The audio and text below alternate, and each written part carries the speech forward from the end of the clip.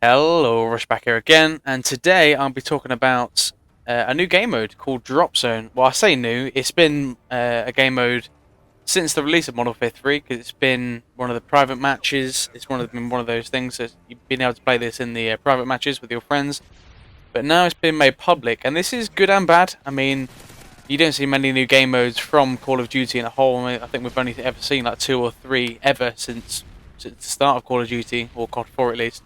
But today, anyway, I'm talking about Drop Zone, giving you tips and tricks on how to play this.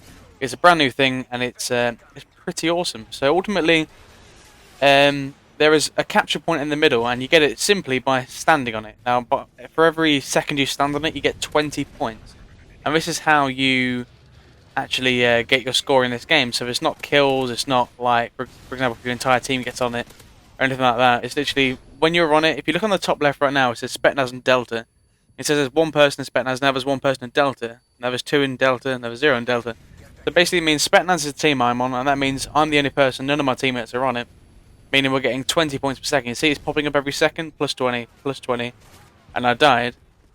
That's basically how you get points. In the bottom left, obviously, you can see the score racking up, and it's the first to 7,500. So basically this means kills means absolutely nothing. You can well, your team can win this game with 0 kills, providing you all run onto the objective. Now, it's not like most of the other game modes, where if you have one person, it's going to be as effective as having like 6 people on it. You get 20 points per second for every person, so if I'm on it for 10 seconds by myself, I get 200 points. But if I'm on it, well, let's say 2 people are on it for 10 seconds, we'll get double that. So it really is important that you completely forget about your kill death ratio. I mean, if you really think about your kill death ratio a lot, don't play this game mode, go play team deathmatch, go play something else, because this really is objective based, and the objective is basically to lay on it. You will die a hell of a lot, and you will struggle to keep your kill death ratio if you're the sort of player who likes to go for that. But regardless, this game mode is pretty good. And like I said, score limit of 7,500. You get 20 points per second for every second you're on it. The zone itself, it switches every 1 minute, so that's something else to concern. So, if you really want to get tactical with it, you can time the dropouts and like move away from it if there's only a few seconds left. And one of the big things I really like in this is that kill streaks are disabled. This basically means don't use hardline. I'll get into the class at the end of this video, but basically there are no kill streaks, so it doesn't matter what you're using, it doesn't matter like what strike package you're using or anything like that. But the twist is every 15 seconds, depending on whether you have the objective or whether the enemy team has it, a care package is dropped down every 15 seconds on the objective. So as you can see, what is that? It's a sentry gun, we got it. And if we control it, meaning if we have more people on it than the enemy team, we can see what it is, like the care package wise, so it's like you earned a care package. But likewise, if the enemy team has more enemy on it, then to us it just looks like a care package.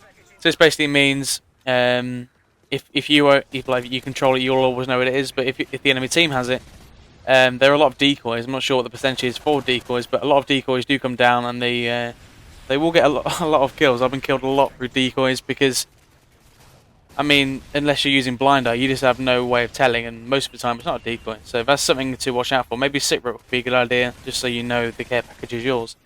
So that is a very good thing in my eyes. I mean, it's another objective for people to go for, because if you don't like going for the objective, I mean, that's the only way you can get kill streaks in this game. So if you're interested in that, then there you are.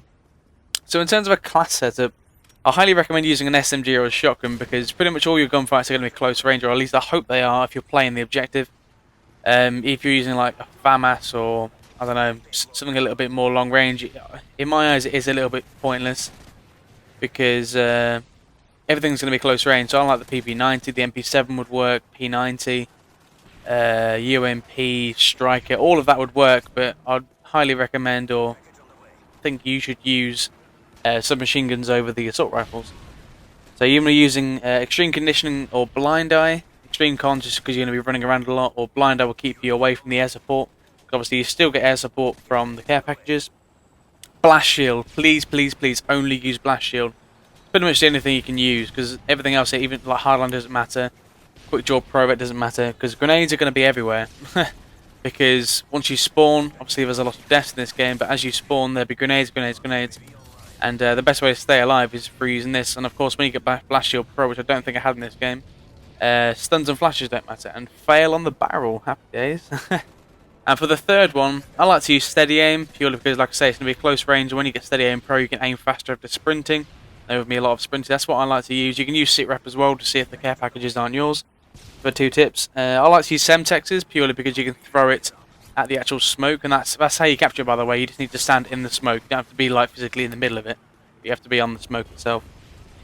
The only 2 bad things I'm going to say is you can't really play this solo. I mean, I was playing this solo in this game and I had a decent team behind me, but it is very difficult when you're playing on your own because a lot of solo players don't like to play in a team, like objective-wise, because if not everyone on your team goes for the objective, you will get stomped on, because if it's 1v6 on the objective, it's just impossible. So if you're a solo player like me, most of the time, you can have a bit of a hard time. It's very good for teams. And one of the main things, and one of the things that can break this game mode for me, is the javelin. I mean, Blast Shield doesn't do anything to a javelin, and a lot of people just spawn and spam out javelins onto the thing, which I understand is the objective and it's part of the game and everything like that. But for me, it's almost game mode breaking. I mean, I've gone into games with full teams, all 6 of them using javelins. You just can't get anywhere near it, which is fair enough because they're, I mean, using a tactic that works. But to me, it seems a little cheap. So, but there you go. That's what we've got to live with a game like this. So there you go, guys. I went 25 and 15. Like I said, no impressive KDs going to come from this when you're playing the objective, unless you have an absolute beast game. But 4,500 score shows that you can really rank up pretty quickly. If this is the first video you've watched of mine, make sure you subscribe for more of these videos. And if I get 100 likes in the next 24 hours on this video, I'll post another video tomorrow, maybe 2. Have a nice day.